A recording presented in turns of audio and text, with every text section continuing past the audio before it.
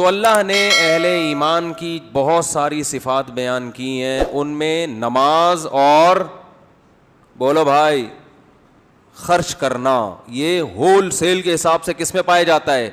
مسلمانوں میں. اور اگر نہیں پایا جاتا تو آپ کو پیدا کرنا پڑے گا. مسلمان کنجوس نہیں ہوتا. دوسری کوالٹی جو اللہ کو ماننے والے ہیں اور نہیں ماننے والوں میں فرق کرتی ہے، پہلی سمجھ میں آ گئی؟ پہلی تو نماز ہے. اللہ کو نہ ماننے والے اللہ کی عبادت نہیں کرتے. پیدا کرنے والے کا ان کی ڈکشنری میں کوئی تصور ہی نہیں ہے. صرف قسموں میں او مائی گاڈ، اور جو حیران ہوئے نا او مائی گاڈ فار گاڈ سے، بس یہ 2-4 گاڈ کا لفظ اس کے علاوہ یوز بولو نا یار نہیں ہوتا. مسلمان 5 ٹائم مسجد میں حاضری دے کر اپنے عمل سے ثابت کرتا ہے کہ میں کسی خدا کو مانتا ہوں. صرف خالی پیلی کے دعوے نہیں ہیں. 5 ٹائم مسجد میں حاضری آسان کام نہیں ہے. اور یہ 5 وقت کیوں رکھے ہیں؟ اقیم الصلاۃ لدلوک الشمس.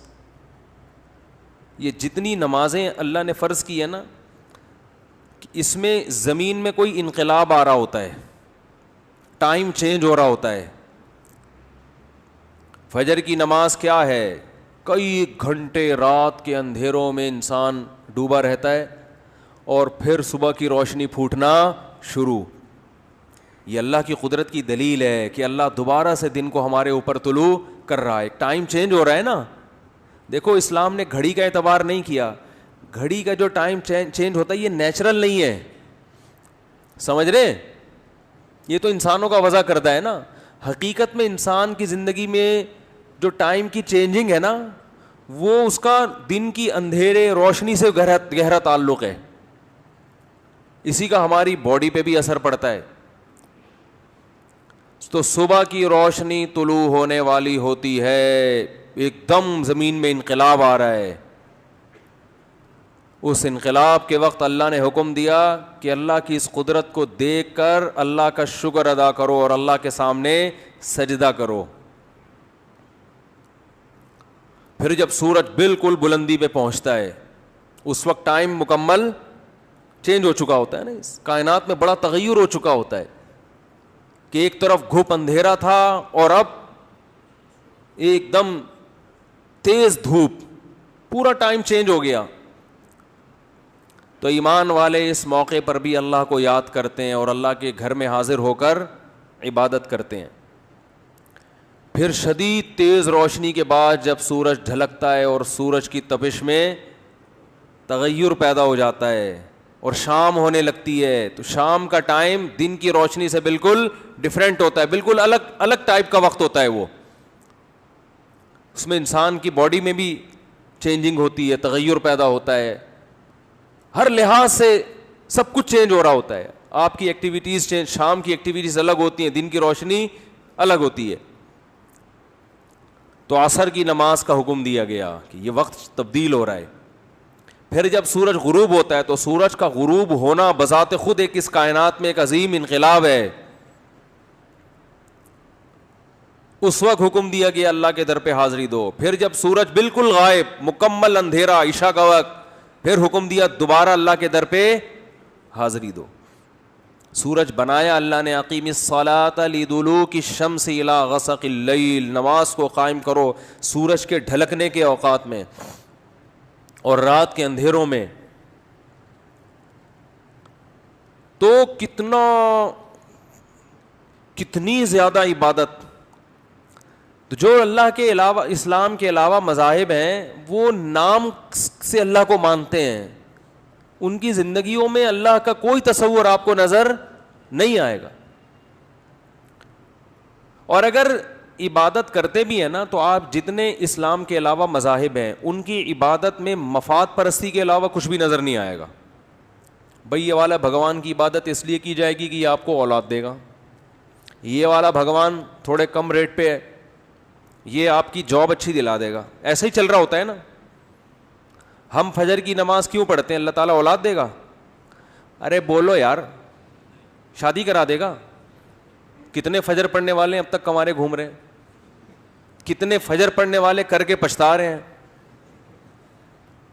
تو بھائی فجر اس لیے پڑھتے ہیں کہ وہ تو اللہ کا حکم ہے, اللہ نے پیدا کیا, اس کا حق ہے, چاہے وہ اولاد دے نہ دے, روزگار دے یا نہ دے, اللہ کا حق ہے, وہ تو پڑھنی ہے. آپ دیکھ لیں دنیا میں اسلام کے علاوہ جتنے مذاہب ہیں, خدا کی عبادت میں مفاد لازمی ہوگا, اور ان کے جو مذہبی رہنما ہیں اسی مفاد کا لالچ دے کے ان کو عبادت گاہوں کی طرف بلاتے ہیں کہ فلاں وقت میں فلاں ٹائم پہ, مجھے تو ان کی اصطلاحات نہیں آتی ہیں, کہ فلاں ٹائم پہ فلاں بت کے سامنے اس اسٹائل میں حاضری دی جائے تو پھر یہ ہو جائے گا. ہمارے پاس کوئی آئے کہ میں ظہر کی نماز پڑھوں گا تو کیا ہو جائے گا, ہم کہیں گے انسان کا بچہ بن جائے گا اور کچھ نہیں, سچا مسلمان ہو جائے گا اور کچھ نہیں ملے گا. وہ بھینس والا قصہ بہت دفعہ سنا چکا ہوں, کٹا مر گیا تھا نا. اب نئے لوگ آ جاتے ہیں جلدی سے, پرانے بور ہوتے ہیں لیکن نئے والوں کو پھر مزہ بہت آتا ہے نا. وہ ایک آدمی کا نماز نہیں پڑھتا تھا, مولوی صاحب نے اس دیہاتی سے کہا نماز پڑھا کر, اس نے کہا نہیں بھائی میری بھینسیں ہیں, اتنا میں کیسے پڑھوں. انہوں نے کہا پڑھ لیا کر, تیری بھینسیں دودھ زیادہ دیں گی. اس نے کہا چلو ٹرائی کر کے دیکھتے ہیں. فجر پڑھی تو ایک بھینس مر چکی تھی. امام صاحب کے پاس گیا, یہ تو دودھ کیا زیادہ ہوگا, بھینس ہی مر گئی. اس نے کہا ظہر پڑھ, ابھی اللہ تجھے آزما رہا ہے. وہ امام صاحب کا موٹیویٹ کرنے کا طریقہ ہی صحیح نہیں تھا. بھائی اللہ کے لیے پڑھو, بھینس مرے زندہ رہے تمہیں کیا کرنا ہے. اس نے کہا چلو ظہر پڑھ کے دیکھتے ہیں. ظہر پڑھی تو دوسری بھینس مر گئی. بڑا پریشان ہوا. امام صاحب نے کہا اللہ آزما رہا ہے, بس دیکھ رہا ہے, ابھی ایک دم بڑھے گا دودھ. عصر پڑھی, تیسری بھینس مر گئی. مغرب پڑھی, چوتھی بھینس مر گئی. بڑا پریشان, ایک کٹا رو رہا تھا, چیخ رہا تھا بہت زیادہ. بھینس کے چھوٹے کٹے ہوتے ہیں نا, شور مچا رہا تھا. تو یہ دیہاتی اسے کہتے ہیں زیادہ شور نہیں مچار, تو خالی 2 نفل کی مار ہے. تیرے باپ دادوں کو مارنے کے لیے 4 فرض پڑے ہیں, تو خالی 2 نفل پڑھوں گا مر جائے گا. تو اس کا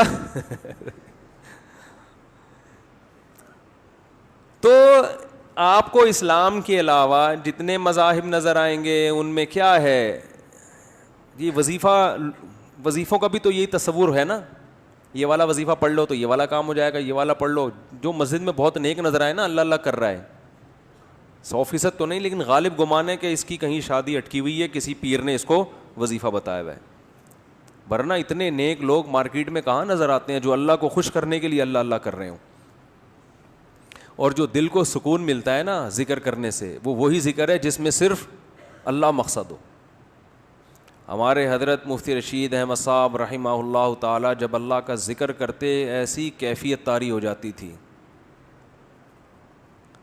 اور یہ شعر پڑھا کرتے تھے, دم رکا سمجھو اگر دم بھر بھی یہ ساغر رکا, میرا دور زندگی ہے یہ جو دور جام ہے. اردو میں ہے نا یہ خاندانی, اردو کا بھی بیڑا غرق ہو رہا ہے یار. خیر یہ انگلش میں نہیں ہو سکتا یہ شعر. ایسے استعارے اور ایسے کنائے آپ کو اردو میں ہی ملیں گے.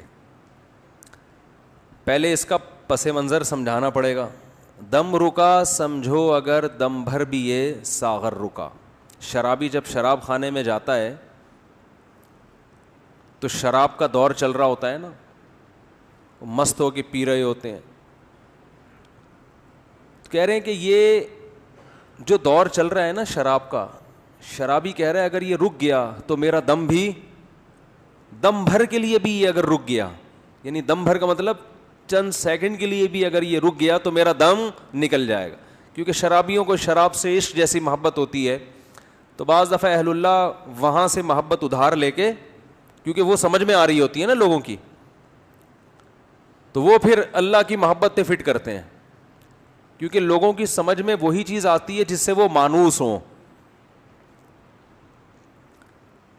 میرا دور زندگی ہے یہ جو دور جام ہے. یہ جو جام کا دور چل رہا ہے نا, یہ اصل میں میرے زندگی کا دور ہے, یعنی میرے خون کا دور ہے. تو دم بھر کے لیے بھی یہ سیٹ اپ اگر رک گیا, دم بھر کے لیے, تو میرا دم رک گیا. تو حضرت فرمایا کرتے تھے کہ ہمارے حضرت کی عادت تھی ہر تھوڑی تھوڑی دیر کے بعد نا کہیں بھی کوئی کام کر رہے ہوتے تو اللہ زور سے ان کی زبان سے نکلتا تھا. تو حضرت سے کسی نے پوچھا کہ آپ یہ کیا کرتے ہیں؟ فرمایا یہ غیر اختیاری ہے. دم گھٹنے لگتا ہے تو ایک دم اللہ کا نام زبان سے جاری ہوتا ہے. تو وہ فرماتے تھے کہ اہل اللہ کو ذکر میں اتنی لذت محسوس ہوتی ہے کہ ثواب ان کے پیش نظر ہوتا ہی نہیں ہے. شرابی جو شراب پیتا ہے ثواب کے لیے پیتا ہے, اسے تو گناہ مل رہا ہوتا ہے, لیکن آپ اس سے چھڑواؤ گے نا نہیں چھوڑوں گا, کہے گا بھائی ہم ایک سیکنڈ کے لیے نہیں چھوڑ سکتے, کہے گا نا. ہیروئن چی سے کہیں کہ بھائی تو ہیروئن چھوڑ دے, اس میں کوئی ثواب نہیں ہے, تو وہ کہے گا کس نے کہا ثواب ہے, میں کوئی ثواب سمجھ کے تھوڑی پی رہا ہوں. ارے پھر کیوں پی رہا ہے؟ کہے گا بھائی تو بھی ایک سٹا لگا کے دیکھ, مزہ نہ آئے پیسے واپس, کہے گا نا. چھوڑ, مجھے نصیحت نہ کر,